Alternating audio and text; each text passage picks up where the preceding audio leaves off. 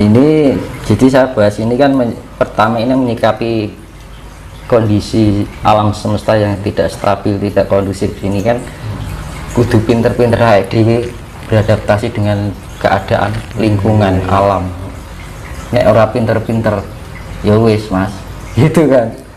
Burung lingkungan anak wabah dengan sekian toh kita nggak terjaga, akhir lengah. Karena menghadapi virus itu juga kita juga perlu ketenangan juga. Ketenangan juga itu melatih imun kita.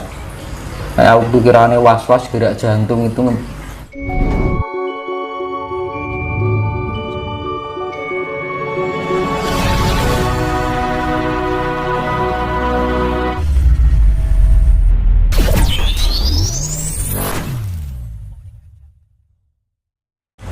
Jadi kita lebih, ya seperti saya bilang kemarin yang di video sebelumnya itu, kita lebih mawas diri, lebih ngulat sariro, lebih tepos sariro. Nah dewi ngomong nih wong dia kira-kira omongannya dewi ngelarani hati nih wong kok lagi dipikir. Karena apa? Kita bisa bermain dengan drama kita, tapi kita tidak bisa bermain dengan karma kita. Karmane sing gawe sapa? Ora wong liya awake dhewe. Lah karmane iku metune saka ngendi? Terutama ning lambe. Pikiran, rasa elek. Nah, iki lho yang perlu dihindari.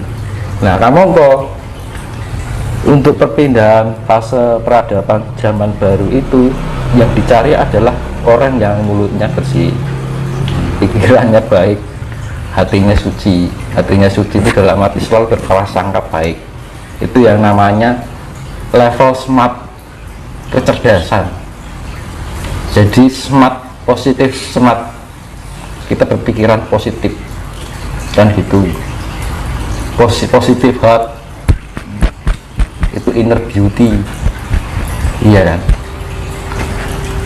Positif soul, jiwa itu untuk pengendalian, ya kan. Positif raga itu adalah power, kekuatan. Mas, ini saya langsung to the point aja ya. Gimana caranya langkah konkretnya, realnya yang bisa diterapkan di rumah masing-masing supaya orang yang dekat dengan kita itu terasa damai, omongan yang keluar dari mulut kita menyejukkan. Ada sesuatu yang berbeda ketika dekat dengan diri kita menjadi pencerah secara tidak langsung, ya kan? Ada aura positif yang tertular ke sesama. Nah, ini kan saya ingin tahu langkah konkretnya, realnya supaya tidak mentak pada tataran wacana, dialog-dialog, diskusi-diskusi yang kita bangun itu. Nah, praktik nyatanya yang bisa dikerjakan di rumah itu loh apa gitu Mas? Jadi kan ini ada dua, kan topo wening karo topo ngrami, ya kan. Kalau topo wening itu kita di saat di dalam keheningan, kita sering-sering introspeksi diri, perenungan, ya kan. Kita merenungi kira-kira kekurangan kita apa, kita benahi, evaluasi diri, ya kan. Kemudian di saat keheningan alam itu kita ngrumangsa, aku kini jaga ki ana sing nguripi, ana banyu, ana angin, ana geni, ana lemah, tanah. Apa yang saya sudah berikan untuk kelestarian yang setiap hari memberi aku kan gitu. Jadi istilahnya tuh memayu hayuning banguno. Terus tafakur, kalau malam ya ini tepo wening ya. Terus berusaha meditasi wening, melatih. Kalau kita sudah melatih dengan itu, kita akan dengan sendirinya nanti terbangun secara ketenangan itu loh. Kunci ini kan yang tenang kan Mas. Jadi di dalam keheningan itu untuk melatih ketenangan, keseimbangan diri biar di dalam kehidupan sehari-hari itu tidak mudah goyah, terbawa emosi karena keadaan ekonomi, keadaan masalah keluarga kan gitu. Khawatir gua aku piye yo gitu. Tapi kalau orang yang sudah tenang, sudah terlatih dengan ketenangan itu, nggak khawatir akan apapun. Nah gue piye ora ono sifat khawatir, nggak ada. Terus kalau sifat khawatir itu apa? Larinya ke emosional, pikiran menjadi tidak sehat, akalnya sudah tidak berpikir secara logis, ngomong sakarepe dhewe, akhirnya cenderung omongan kita tanpa sadar menyakiti orang lain. Iya kan? Makanya dibangun itu dalam, ya seperti yang jenengan bilang dulu, sing anu masa akhirnya, nah itu loh. Jadi malam itu kita mempersiapkan diri untuk di kehidupan sehari-hari, kan gitu. Dan itu harus dilatih terus. Dan jangan ada niatan itu hanya sesaat, kudu telaten. Kalau belajar masalah kasih hanya keinginan sesaat, percuma.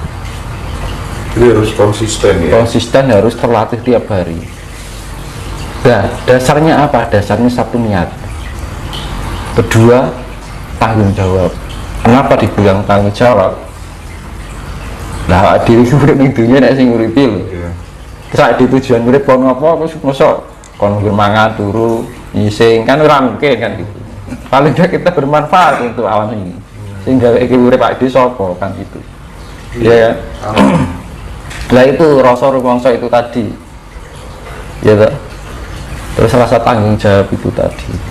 Misalkan orang puasa beda, misalkan orang laku puasa 1 hari sampai 40 hari, nah, karena ada keinginan sesuatu mungkin ya, itu habis itu balik nih podo wae.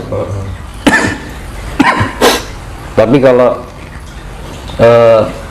melatih ketenangan diri untuk pencapaian kedamaian dan kasih sayang itu tadi kan, yang namanya ketenangan, kedamaian, kasih sayang itu satu paket, pasti itu terjadi.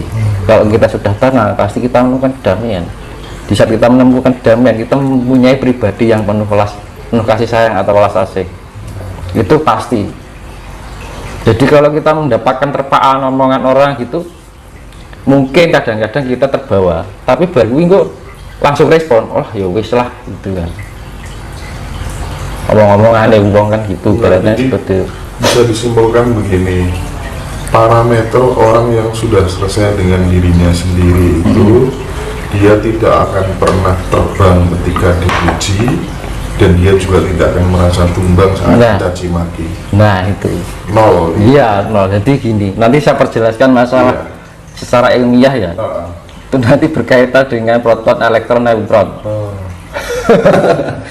Nah ini jadi saya bahas ini kan pertama ini menyikapi kondisi alam semesta yang tidak stabil, tidak kondusif. Ini kan kudu pinter-pinter HDW beradaptasi dengan keadaan lingkungan alam.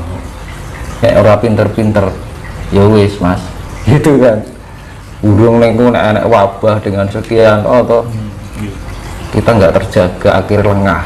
Karena menghadapi virus itu juga kita juga perlu ketenangan juga.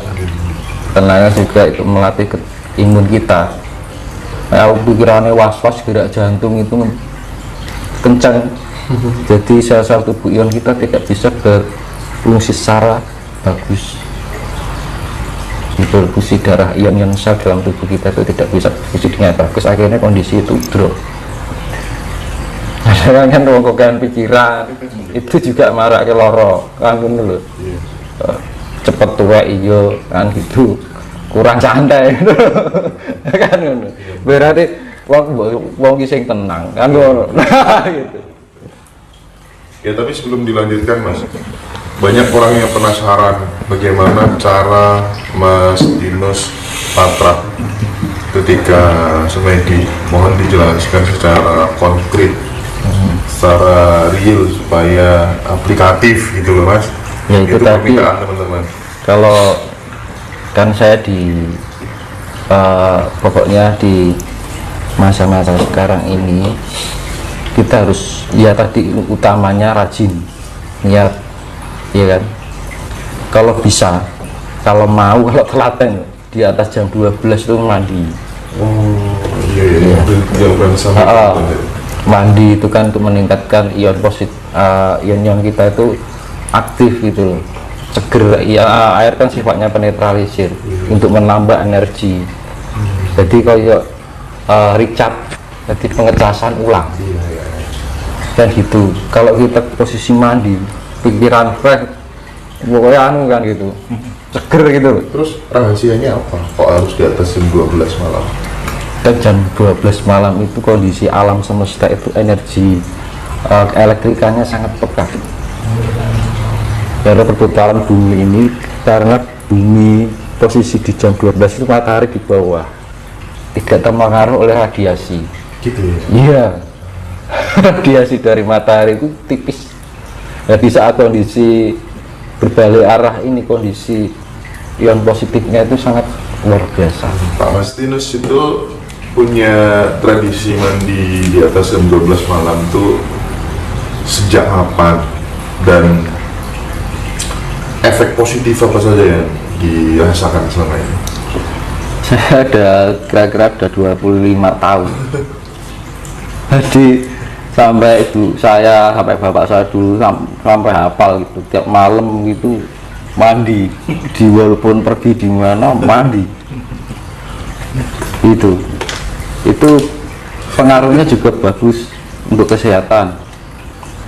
Itu bisa membuat orang itu ion-ion positif. Otak kita juga berpikir secara positif. Iya. Iya, prasangka juga bisa terbawa positif. Dengan budrek lagi pusing, mandi saja, nantilah ada pengurangan. Iya, itu fakta. Saya dari dulu, Mas. Dari dulu emang nggak peduli, katanya orang kan mandi malam itu jelek.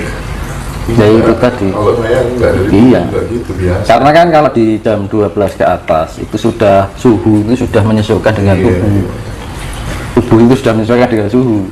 Kalau jam 4 sore sampai jam 9 itu kan kondisi perubahan antara siang dan malam. Jadi kondisi suhu itu kan sudah kok belum bisa selaras. Tapi kalau malam itu bagus.